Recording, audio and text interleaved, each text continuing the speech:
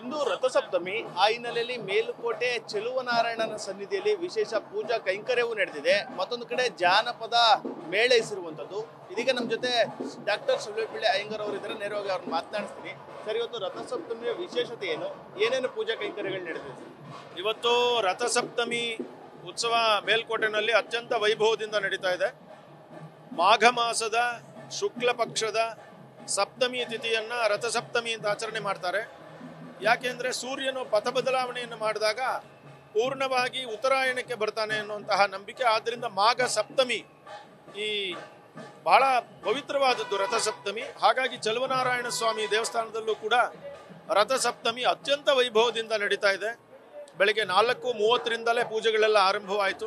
ಸುಪ್ರಭಾತ ಸೇವೆ 4:30ರಲ್ಲಾಯಿತು. 5 ಗಂಟೆಯಲ್ಲಿ ನಿತ್ಯ ಪೂಜೆಗಳು ಆರಂಭವಾಗಿ ಸಹಸ್ರನಾಮಾರ್ಚನೆ ಮತ್ತು ನಿತ್ಯ ನೈವೇದ್ಯ ಪೂಜೆ ಎಲ್ಲ ನಡೆದ ಮೇಲೆ ಸೂರ್ಯ ಬರೋ ಸಮಯಕ್ಕೆ ಸರಿಯಾಗಿ ಚೆಲುವನಾರಾಯಣ ಸ್ವಾಮಿ ಅವರು ಆಚೆ ಬಂದಿದ್ದಾರೆ.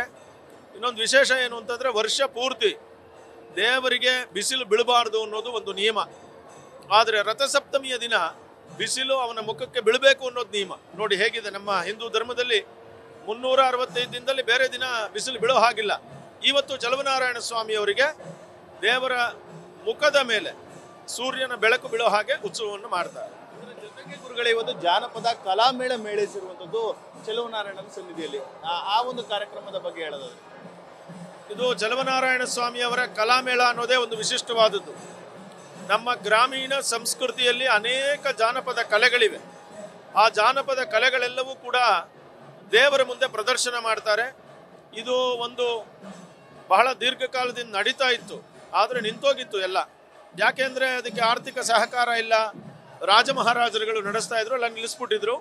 ಆದರೆ ನಮ್ಮ ಸ್ಥಾನಿಕಂ ನಾಗರಾಜ ಅಯ್ಯಂಗಾರ್ಯವರು ಪರಮ ಯೋಗಿಗಳು, ಅವರು ತೀರ್ಮಾನ ಮಾಡಿದ್ರು, ಇಲ್ಲ ಇದು ಮತ್ತೆ ನಡೆಸಬೇಕು ಅಂತ ಹೇಳಿ. ಹಾಗಾಗಿ 26 ವರ್ಷದ ಹಿಂದೆ ಯತಿರಾಜ ದಾಸರ್ ಗುರುಪೀಠದಿಂದ ಪೂಜ್ಯ ಪರಮಯೋಗಿಗಳಾದಂತಹ ಸ್ಥಾನಿಕಂ ನಾಗರಾಜ ಅಯ್ಯಂಗಾರ್ ಅವರು ಇದನ್ನು ಆರಂಭಿಸಿದ್ರು.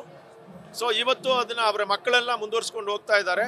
ಯತಿರಾಜದಾಸರ್ ಗುರುಪೀಠ ಮುಖ್ಯವಾಗಿ ಇದರ ಎಲ್ಲ ನಿರ್ವಹಣೆಯನ್ನು ಮಾಡುತ್ತೆ.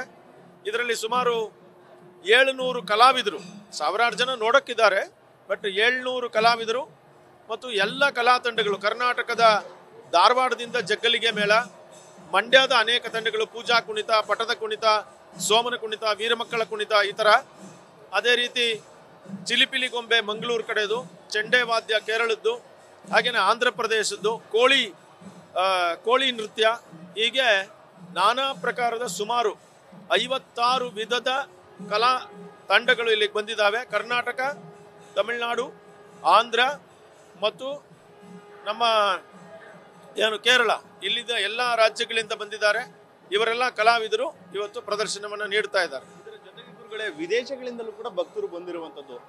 ಆದ್ರೆ ಇತ್ತೀಚೆಗೆ ಏನಾಗ್ತಾ ಇದೆ ಅಂದರೆ, ಮೇಲುಕೋಟೆ ಒಂದು ಪ್ರಮುಖ ಧಾರ್ಮಿಕ ಕೇಂದ್ರವಾಗಿ ಗುರುತಿಸ್ಕೊಂಡಿರೋದ್ರಿಂದ ಅಂತಾರಾಷ್ಟ್ರೀಯ ಮಟ್ಟದಿಂದ ಜಾಸ್ತಿ ಜನ ಬರ್ತಾ ಇದ್ದಾರೆ. ಸುಮಾರು 40 ದೇಶಗಳಿಂದ ಭಕ್ತರು ಇಲ್ಲಿಗೆ ಬರ್ತಾ ಇದ್ದಾರೆ. ಅದರಲ್ಲಿ ಇವತ್ತು ನೀವು ನೋಡ್ಬೋದು, ಅಲ್ಲೆಲ್ಲ ನೋಡಿರ್ಬೋದು ನೀವು, ಸುಮಾರು ಒಂದು 50-60 ಜನ ರಷ್ಯಾದಿಂದಾನೇ ಬಂದಿದ್ದಾರೆ. ಬೇರೆ ಬೇರೆ ದೇಶದಿಂದಾನು ಬಂದಿದ್ದಾರೆ, ಬಟ್ ಸುಮಾರು ಒಂದು ಗುಂಪು 50-60 ಜನ ರಷ್ಯಾದಿಂದಾನೇ ಬಂದಿದ್ದಾರೆ. ರಷ್ಯಾದ ಭಕ್ತರು ಇವತ್ತು ಜಾಸ್ತಿ ಇದ್ದಾರೆ. ನಮ್ಮ ದೇಶದ ಸಂಸ್ಕೃತಿಯ ಬಗ್ಗೆ ಒಂದಷ್ಟು ಜನ ಹೀಯಾಳಿಸುವಂಥವ್ರಿಗೆ ಇದು ಉತ್ತರ ಅಂತ ಹೇಳ್ತಾರೆ ಗುರುಗಳೇ. ಹೌದು, ಇವತ್ತು ಪ್ರಪಂಚದ ಎಲ್ಲ ರಾಷ್ಟ್ರಗಳಲ್ಲಿ ನಮ್ಮ ಸನಾತನ ಧರ್ಮದ ಪರಂಪರೆಗಳು ಮತ್ತು ಭಾರತದ ನೆಲಮೂಲ ಸಂಸ್ಕೃತಿಗಳು ಭಾಳ ಇಷ್ಟ ಆಗ್ತಾ ಇದೆ ಎಲ್ಲರಿಗೂ. ಇಲ್ಲಿಗೆ ಬರ್ತಾ ಇದ್ದಾರೆ, ಇವರೆಲ್ಲ ಎಲ್ಲರೂ ಬಂದು ಇಷ್ಟಪಡ್ತಾ ಇದ್ದಾರೆ. ಇವರೆಲ್ಲ ರಷ್ಯಾದಿಂದ ಬಂದಿದ್ದಾರೆ. ಸುಮಾರು ಇವಾಗ 50 ಜನ ಇದ್ದಾರೆ. You are from Russia. So ಇವರೆಲ್ಲರೂ ಕೂಡ ಚೆಲುವನಾರಾಯಣ ಸ್ವಾಮಿ, ಹೀಗೆ ಇಲ್ಲಿ ನೋಡ್ಬೋದು ನೀವು, ಅವರೆಲ್ಲ ಭಾರತೀಯ ಸಂಸ್ಕೃತಿಯಲ್ಲಿ ಆ ಉಡುಗೆಗಳಲ್ಲಿ ಇದ್ದಾರೆ. ಸೊ ಇದು ಬಹಳ ಇಷ್ಟ, ಪಾಪ್ಯುಲರ್ ಆಗ್ತಾ ಇದೆ. ಅಲ್ಲಿನೂ ಕೂಡ ನೋಡ್ಬೋದು ನೀವು, ರಷ್ಯಾದ ಎಷ್ಟೊಂದು ಜನ ಸ್ತ್ರೀಯರು ಪುರುಷರು ಎಲ್ಲ ಬಂದಿದ್ದಾರೆ. ಇವರೆಲ್ಲ ಹೀಗೆ ಪ್ರಪಂಚ ಪೂರ್ತಿ ಹರಡ್ತಾ ಇದೆ. ಇವತ್ತು ಸಚಿವ ಚಂದ್ರಸ್ವಾಮಿ ಅವರು ಕೂಡ ವಿಶೇಷ ಪೂಜೆ ಸಲ್ಲಿಸಿದ್ದಾರೆ ಕುಟುಂಬ ಸಮೇತ. ಹೌದು, ಇವತ್ತು ಚಲುವರಾಯ ಸ್ವಾಮಿ ಅವರು ದಂಪತಿಗಳ ಸಮೇತ ಮತ್ತು ಮಕ್ಕಳ ಸಮೇತ, ಕುಟುಂಬ ಸಮೇತ ಇಲ್ಲಿಗೆ ಬಂದರು. ಬೆಳಗ್ಗೆನೇ ಬಂದರು ಅವರು, ಅಂದರೆ ಸುಮಾರು 5:30-6 ಗಂಟೆಗೆಲ್ಲ ಬಂದು ಅನೇಕ ಪೂಜೆಗಳಲ್ಲಿ ಪಾಲ್ಗೊಂಡ್ರು. ಇಲ್ಲಿನ ಪ್ರಮುಖ ಕ್ಷೇತ್ರ ದಕ್ಷಿಣ ಬದರಿಕಾಶ್ರಮ, ಅಲ್ಲಿ ಕುಳಿತು ಪೂಜೆಗಳನ್ನು ನೆರವೇರಿಸಿದ್ರು ಮತ್ತು ತಮ್ಮ ಕುಟುಂಬಕ್ಕೆ, ರಾಜ್ಯಕ್ಕೆ ಒಳ್ಳೆಯದಾಗಲಿ ಅಂತ ಆ ಪೂಜೆಗಳನ್ನು ಮಾಡುವಾಗ ಇಲ್ಲಿನ ಕ್ಷೇತ್ರದ ಶಾಸಕರಾದಂತಹ ದರ್ಶನ್ ಪುಟ್ಟಣ್ಣಯ್ಯ ಸರ್ ಅವರು ಕೂಡ ಇದ್ದರು. ಹಾಗೆಯೇ ಇಲ್ಲಿನ DYSP SP ಮತ್ತು ಇಲ್ಲಿನ ಅಧಿಕಾರಿಗಳು AC ಅವರು, ತಹಶೀಲ್ದಾರ್ ಅವರು, ದೇವಾಲಯದ ಅಧಿಕಾರಿಗಳಿದ್ದರು. ಅವರ ಜೊತೆಗೆ ಇಸ್ರೋದಿಂದ ಹಿರಿಯ ವಿಜ್ಞಾನಿಗಳಾದಂತಹ ಶ್ರೀಯುತ ಶ್ರೀನಾಥ್ರವರು ಮತ್ತು ಹಿರಿಯ ವಿಜ್ಞಾನಿಗಳಾದಂತಹ ಚಂದ್ರಕಲಾರವರು ಇವರಿಬ್ಬರು ಕೂಡ ಇದರಲ್ಲಿ ಪಾಲ್ಗೊಂಡಿದ್ದಾರೆ.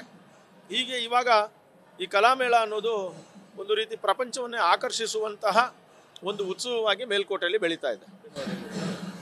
ಇದಿಷ್ಟು ಡಾಕ್ಟರ್ ಶೆಲ್ವಪಿಳ್ಳಿ ಅಯ್ಯಂಗಾರ್ ಅವರ ಮಾತಾಗಿರುವಂಥದ್ದು. ಕ್ಯಾಮ್ರಾ ಪರ್ಸನ್ ಹರ್ಷಿ ಜೊತೆ Nandish, news first Melukote. News first ನಿರ್ಭೀತಿಯಿಂದ ನಿಮ್ಮ ಪರವಾಗಿ.